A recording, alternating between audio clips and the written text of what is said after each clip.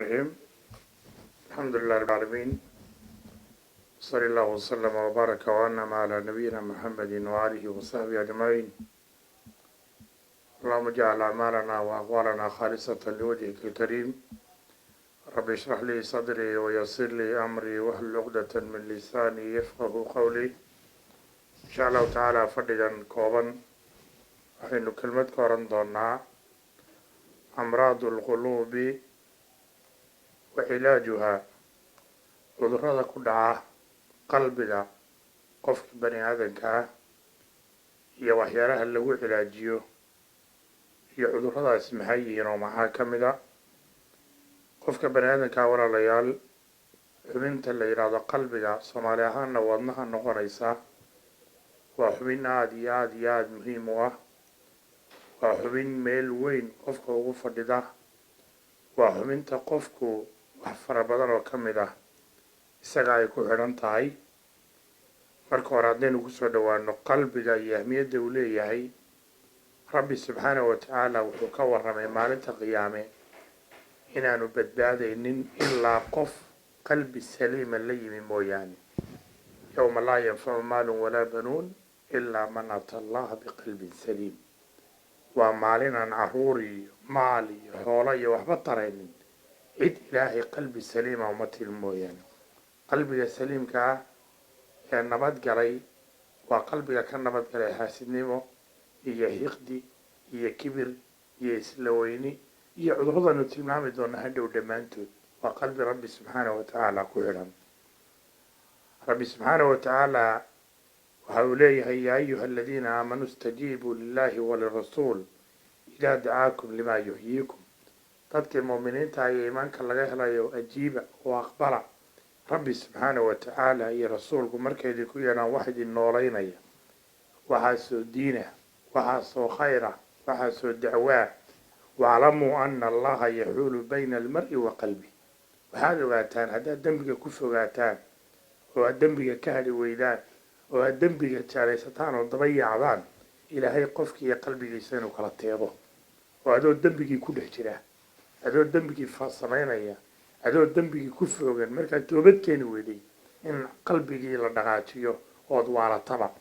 in toobadiiba lagaa xidhaba, inay geeri degdegii kugu timaadaba.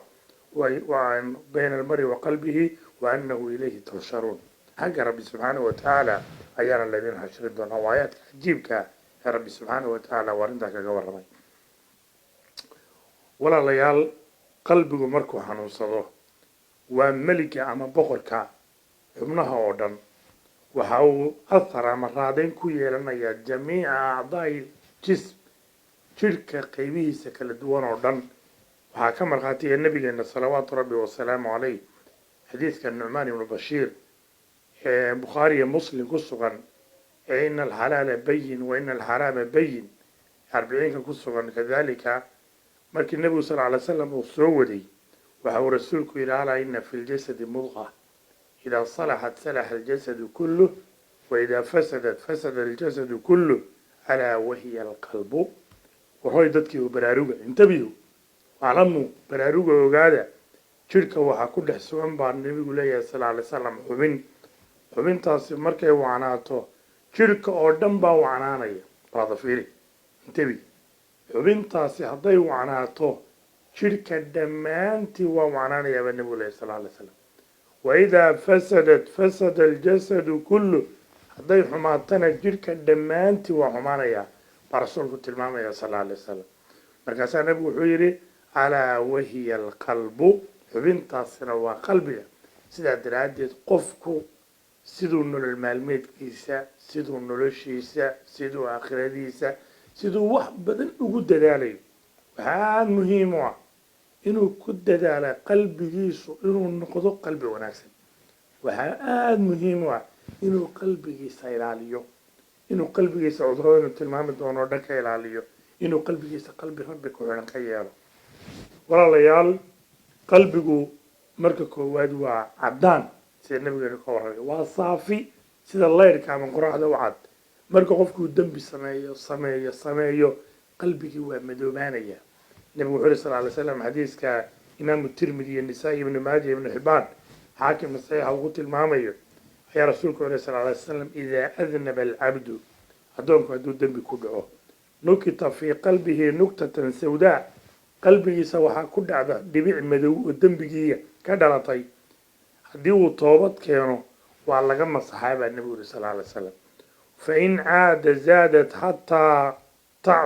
تعظم هديو مركا الدنبجي كلها بطنا ويسي كردا إلهي كوينات قلبك سيكون نغطو دبعة فربضا مركو دنبية فربضا قلي فذلك الران الذي ذكره الله عز وجل كاسي ورانكا أما الدبولك إلهي قرانك سكاورا في سورة مضاففين كلا بران على قلوبهم ما كانوا يكسبون وعاد دبولي قلبي دودا وحي كسبانيا وحكمنا ولا ليال انت أهمية قلبي عدينو كغتغنو عذرها قلبي كدعاه ويفر بدين مركا كواد قلبي وحالوك لقادا صدح قيبوت إن القلوب إلى 3 أقسام قلب سليم وقلب ميت وقلب سقيم قلبي ومن عافمات قبا وسليمة وبداري وكانوا تمام إن مركا وري وقلبي الرب كحرا يا عبادي سنة يوحي لايك كفرين لغيه ريو ومد النبات قلنية كلا بعد ومن ميت وردنطي إلهي ما يقان وعبادة ما يقان ودعاء ما يقان والدين ما يقان واسكنوا ليهي noloshiisa shahwadiisa nafta ayuu ka shaqeeyaa ka kale waa saqiima waa bukaa wuxuu rabaa in la badbaadiyo loo nasteexeeyo lala hadlo waxaan jooji waana tukanayaa dembinuu samaynayaa bayna haadaa wa haadaa buu dhexeeya walaalayaal qofka bani aadamka ilaahay markuu abuuray waxa uu sameeyey xubnahaasi way kala muhiimsan yihiin xubin bay markaa ficil gaaray qabataa oo xubin waliba ficil gaara ayay qabataa qofka tusaale ahaan haddii ay gacantu xanuunto waxaa meesha ka baxaya ama waxaa cudurdaar ku dhacaya qabashadii iyo markaa gacmuhu wixii ay qaban jireen haddii ay qofku ishu bugtooto waxaa la waayayaa araggii ama wuu isdhimayaa haddii carabku xanuunsado hadalkii haddii jidhka sare xanuunsado xarakadii dabiiciyadii ahayd iyo shaqadii wuxuu ku leeyahay waa kifaayo waa xanuunsanaya haddii haddaba qalbigu xanuunsado qalbigu hadduu bukoodo wuxuu ka cudur daaranayaa wixii loo abuuray oo maxaya oo ilaahay garashadiisa oo jacaylka ilaahaya oo raacidda nebiga ah oo diinta ah oo khayrka ah oo cibaadada ah iyo inuu ilaahay u laabto taasuu ka cudur daaranaya qalbiga marka xanuunka ku dhaca sidaasuu kaga daran yahay xubnaha kale xanuunka ku dhacay hadday gacantii ku xanuuntay dee waad cibaadaysanoo qalbigaaga waa caadi laakiin dee imisla aragtay kuwa gacan xanuunayso oo salaada sabka hore oo cibaadaysanaya qalbigu waa sidaa markaa cudurada markaa ku dhaca labay culimmadu kala qaadaan koowaad waxa weeyaan maradun mu'lamun lahu fi kulli xaal marad ama xanuun xilli walba qalbiga haya kalhami walgami walcasani walgaydi waa murugta iyo cadhada iyo walwalka iyo walbahaarki iyo waxaa maradka ama xanuunkaasi wuxuu ku suulaa uu markaa arrintaa kaxeeya asbaabtii marka lala yimaado qofku sabirka iyo qadarka ilaahay iyo diinta uu kaashado ayuu waxaasi ka suulaya qaybta labaad xanuunadu waa xanuun laa yatacallamu bihi saaxibahu fi lxaal laga dareemi maayo laakiinse waa ka daran oo waa maradu ljahli wa maradu shubahaati wa maradu shahawaati washukuuki wa marad saawa waa diinteena qof ka shakiyo jahli halkaas ka fadhiya diin ilaahay waxba kama yaqaano inuu bartana uma socdo diyaarna uma aha dadkana waa iskula wacay soo jirmaadaya subaxi meeraduu imaanaya maanta oo dhan buu sheekaynaya waxa uu akhriyaya qalbigiisa ku dhacayaan iyo waxa uu dhegaysanayo dadka isagaa iskula wacan mid kale waa maradu shubahaad baa qaatay iyo wax diin uu markaa mooday buu iska raacay cilmi ma lehe mid waa shaki inuu diintiiba ka shakiyo oo markaa waxyaalo kale ku dhaco mid waa shahawaad nafta iyo shaydaan iyo hawo waxay doonayaan inuu iska daba ordo oo wixii niyadiisa kusoo dhacaba ina nafsa laamaaratun bisuu nafta wixii kusoo dhacaba qalbiga inuu gudbiyo kadibna inuu raadintooda uu sameeyo weyaan cudurada markaa waxaa ka mid a markaa walaalayaal qalbiga ku dhaca alis waa dembi rabbi subxaana watacaala waxau leeyahay walaa taqtumuu shahaada waman yaktumhaa fa inahu aasimun qalbu oo markhaatiga ha qarinina qofka markhaatiyada qariya oo markaa furi waaya wixii ilaahay uu abuuray ama wixii rabbi subxaana watacaala qalbigiisa ayaa waxaa ku dhacaya dembi saa daraaddeed dembiga ayaa ka mid ah cudurrada qalbiga ku dhaca dembigana waataynu hadda soo maranay waa dhibicdii madoobeyd ee qalbigaaga taabanaysay ee qalbiga ku dhacaysay فالآثام من الأمراض التي تسبب الأذى للقلوب دنبيض قلبك وحيو السببان وحل إرادة قلبي قليل وهي كل ذنب صغير أو كبير والذنب والبحير هذا هوين هذا فإن لم تدفع تحولت إلى وسوسة حتى نقفك يسكسوا لندنبك ير ويسكروا مركا ينو وحي راديو ومركا شكي مركا قلو فإن لم تدفع تحولت إلى شاوة حدان الزولين وعسرق شاوة يدونتان يجعيل فإن لم تدفع تحولت إلى إرادة حدان برتا كتوشن وعسرق يدونتان فإن لم تدفع تقويت فصارت عزيمة على الفعل حدان والكا كتوشن وعسرق يأين وارنتي مركا فعلهان السمية كدبنا دنبك يبقى كلها دنبك مركا وحكم دي عذرات قلبك كدعا دنبك هداد كدعا دي توبت كي على توبت واقبلها حل والبا intaanay naftu halkaa imaan ama intaanay quraxdu halkaa ka soo bixin dambi walbaad gashay bani aadana ilaahay wuxuu yidhi xadiisul qudsi haddaad cirka mulki iyo dhulka mugi iyo waxa u dhexeeya riwaayad kale haddaad daruuraha dunuubtaadu gaadho oo dambi dhaaf ila timaado waa kuu dambi dhaafaya dembigaaga farabadnaanta eegin allahaad caasiyaysa wanaagtiisa fiiri dembiga labaad waa zayq waa inuu qofku liixdo oo amraadul quluub ka mid yahay inuu diintii iyo hawadii iyo istiqaamadii iyo wanaagga la doonayay وكل يحضر انحرافه وملك العدوية كاسنا وبدأت يد ودرن دم بيكوحيا والغل والحس والحسد وقفكو نفتيسة أيوكو قرينيا لقد دريم أيو هل كاس كمريا هبل الله ما هلدو كليه كمهلا كان اللي جبسوا ديبين لو كوا كان حركة وحاسو آخرية ما حدثك كودريا قلبي يسوي حكوتري حلي إن غلي يحاسب نمو سادراد قلبي جاكا إن النظيف كدكتو dadka muslimiinta ilaahay farabadiyay ee adduunka jooga wax kale hadaad intare karaynin inaad carab wanaagsan iyo af wanaagsan iyo weji bashaasha aad ku qaabisho ood kula hadasho waa muhiim sidaa daraaddeed inuu qofku qalbigiisa aada ugu dadaalo oo dhaqo ninkii nabiga u yimid sal alay wasalam rasuulku isagoo saxaabada masaajidka la fadhiya waxay idiin soo geli doonaan nin ahlu jannaa saxaabada albaabka masaajidka albaabadiisa ayay fiiriyeen maalin labaad baa dana ku celiyey nin ahlu jannaa baa soo gelaya maalin saddexaad baa dana ku celiyey nin ahlu jannaa baa soo gelaya saddexdii maalmoodba waxaa soo galay nin soo weysaystay kabaha gacanta bidix ku sita karhkiisa weysadii biyihii ka dhibcayaan ay markaa khayr fara badan uu ka muuqdo ninkii saxaabiga abidalxa zayd bin sahal al-ansaari marka uu yidhi waan dabagalay oo waxaan dabcay inaan ninka ogaado wuxuu jannada ku galay oo nebigu ugu tilmaamay camal kale markuu ku arki waayey oo uu weydiiyo ku yidhi jannada maxaad ku gashay wuxuu yidhi waxaan ku galay jannada anugu camal kale ma garanaye habeen ma seexan anoo qof caloosha wax ugu haya qalbigayga anoo qof wax ugu haya weliga habeen ma seexan saas daraaddeed qalbiga oo wanaagsanaada oo cudurrada laga dhaqo waxaa lagu helaa jannada rabbi subxaana wa tacaala nebiguna waatuu tilmaamayey qofka qalbigiisu wanaagsan yahay isniinta iyo khamiista marka camalka bani aadamka la qaado ee ilaahay loo geeyo ilaa waa u dambi dhaafaa camiladoodu u aqbalaa laba mooyaane labada qalbiga wax isugu haya waxaa la dhahaa andiru haadayni xataa yastalixa andiru haadayni xataa yastalixa andiru haadayni xataa yastalixa saddex jeer baa nabigu ku celiyey salawaatu ullahi wasalaamu caleyh waxaa ka mid ah qalbiga cudurrada ku dhaca annifaaq munaafiqnimo inuu qofku noqdo tirtiroole korka ka miskiin hoostaga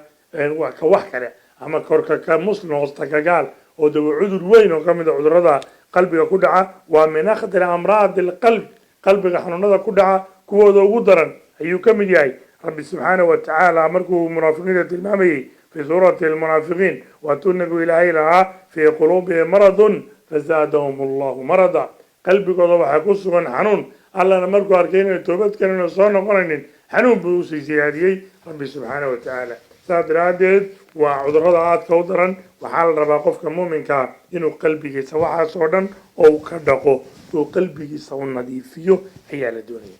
ayib intaa haddaynu kaga baxno qalbiga cudurrada ku dhaca waxaynu u gelaynaa qalbiga cudurrada ku dhaca maxaa lagaga daweeya cilaajkay daawadu maxay tahay qalbiga xanuun baa ku dhacay waa ogaanay qalbigu waa xubinta qofka laga maamulo waa garanay qofka doonitaankiisu qalbigu ku xidhan yahay waa garanay haddaba xanuunadii ugu dhacay maxaa lagu daaweynaya هلم من الوسائل والأساليب التي تعين على علاج أمراض القلوب وصايش يودوينك يمركا كو كالمينسا إن قلوبتنا الداوينو إنه قلوبتنا دقنو كو حكا قراءة القرآن الكريم والحرص على تدبر آياته ففي كتاب الله تعالى الشفاء الأكيد من أمراض القلوب وعلالها إنه قفك القرآن كآخره لا نولادو جعلادو قلبك هدوك لو إلهي جعلكس قرآن جعلكس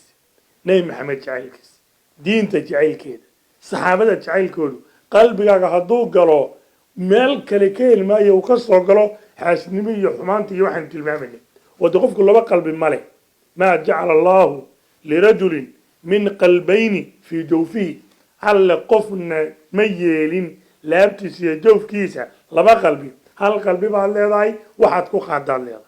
وإذا أنت واحد كو خادر الله ما مغش هل قلبي بالله سادر هذا قلبي إنه كبحنه قلبك قفك يمغلا يبع إنه كبحنه قرآن كجعل كيس سيان حسن ميل وهرين إلهي جعل كيسة سان قال ميل وهرين نبي جعل كيسة سان منافقين ميل وهرين دين تجعل كذا سان وحن دين هين أين ميل وهرين أينو جعلان أو كقنعنا أو أنت أمهم سن أينو كدقنا أينو هل كجعل هاي كقنع سناي أينو مركا داود كواد وداود اللي بعد التوبة النصوح فالتوبة من الذنوب والسيئات تطهر القلوب وتضيبها من الأذران والأمراض قف كنو التوبة كان مركيبا نبي وتوت المامي صلى الله عليه وسلم كل من آدم خضاء وخير الخداعين التوابون كيف بني آدم واقف بدن أيال وحنا وقو خير بدن قوة التوبة كان مركيبا التوبة دينا تقول داش إلهي الدنيا ما خداع إلهي هو الدعف إلهي هو وايكن مركب اللي برك عدوتكو إلهي بري رب سبحانه وتعالى محولي قل يا عبادي الذين أسرفوا على أنفسهم لا تغنضوا من رحمة الله فالهذا فيه هو نفته ذاك واحد بي واحد كنت هذا كقصرين النحريس تعالى معاك دمية إن الله يغفر الذنوب جميعا ألا الذنوب وردن أيود أفا رب سبحانه وتعالى وليه توبتكم مركا قلبك وصفين يا مركب بدأ توبتكم حوية حق ربي بعض النقط حق ربي بعض النقط وحي كسك هي الدم هذا شيء قلبك وعلى جم صحيح طيب وحكم ده إلى تشيد قلبك صدحات الاجتهاد في الأعمال الصالحة والإكثار من نوافل العبادات من صلاة وصيام والحرص على الأذكار من تصبيح وتحميد وتهليل وتكبير والحرص على الصدقة وبذل الخير للناس إنه قفك كده ده على عملك صالحة سمينتيس قلبك ووحو جعلاده حتى قلبك جعلا يسيسو عملك صالحة أو كده داشو وكنا نغنوضو يضو الله قبصنا يا جعلاني نبي محمد صلى الله عليه وسلم قفك هذا ركتان مساجك سوى كنا نغنوضو كم مرخاتي هذا قلبك سيبان باكو ترين إنه فربضيو وحيالا نوافشها سنياش صونتا سنياش عبادتك صلاة سنياش خيرية إنه كده دالو حليضو فراغة هايو أما ومرز كفرديو أما ودمريو أما ومال الله وخلوات شوقو تصبيح ده تحميد ده تهليشة تكبير ده سبحان الله وبحمده سبحان الله العظيم الحمد لله الله أكبر لا إله إلا الله لا حول ولا قوة إلا بالله اللهم صل على محمد ما مغى شيء نبدأ بدي هذا حقه بدي نبي إنسان تعيلك معناته قيامه وعفر بدن بلا يرتكو قوين دوران وين ترى ينويا إنه كنت على قفك الصدقة يا خيرك ماشي ضدك عن نعل هذا كله قبل هيك كادر توا وحسي هذا سيكرنا هذا المعان كل هذا وقولوا للناس حسنا رب سبحانه وتعالى وليه وحكم ذا وحيلا قلوبته إنه كنت وين نقدم كافراد بجلاسة الأخيار والصالحين واجتناب الرفقاء السوء إنه قفك الله فرشته لا صاحبه كشدال غاته تتكو وناكسن إنه كف هذا كعرره سكير عليه تتك حنون يا صاحبه حنون عديك ويل يربع تاي تصارعان دليرا تاي هل كاسا جوجتا لا صاحب علماء يدك خير عبادته يدينته سبحان الله حيت هذا طبكي بحيا دبل وقف صلاه قف كدين جعل كعباده جعل كصلاه بدن لا صاحب لذا سعري زكاك عند الله صاحبته وكل فريسانيا مid قالد iyo kubadaan iyo waxaan dhalinyarada qaatay daawada hada la saaxiibto kuwaas kulaadi aduu markaa waxaad samaysaa waxaan la saaxiibana dhamaantii rag iyo dumar culmiye caamo qofba qofku ka wanaagsan yahay la saaxiib wuu ku jiidaya سورة جل ما إن الله وقف من عبادة بدنا من نار عبادة سنين من نوعية من نوعية هاي صاحب هذا معقول معها أما هذا لو كحين أما يسأل السؤالية مركز النبي عليه الصلاة والسلام قف كين ولم يلي عدة ولا صاحبي هاي متكين أسكايل عليه عدة ولا صاحبي وحكم ذا وحيرا إن قلوبته كده وينه كمال محبة الله تعالى فلا يحب العبد ولا يبغض إلا في الله فإذا امتلأ القلب بمحبة الله تعالى كان سببا عظيما من أسباب علاج أمراض القلوب قف كيلو قلبك يسجليه قلب وشناد تعالك ربي سبحانه وتعالى إله الدراد بوحنا إله الدراد بوحش على هذا مركو إله قلبك كبحي جعل كيسة وحكلمة كلميان وأنا السبب هذه أدوين وكم إذا أسبابته قلوبته اللي قد أوي إنه إله جعلانه النبي جعلانه صلى الله عليه وسلم دينته جعلانه ومهم كنت يا جبل ولا ليال قلبك كحيجة كم إذا وحيلا قلوبته اللي قد أوي الإخلاص ومراقبة النفس ومحاسبتها إنه قفك وحى وصمين يدعاء خير الدين إله الدين وصميه نفطين الله حسابتمه والنفط يسوي مال له ولا حسابتمه همين كانوا الله حسابتمه إن النفس إن لم تحاسب وتراقب اتبعت الهوى وأشرفت على الهلاك نفط دان لحساب وان لدبت تاجنان وحاسس سميسي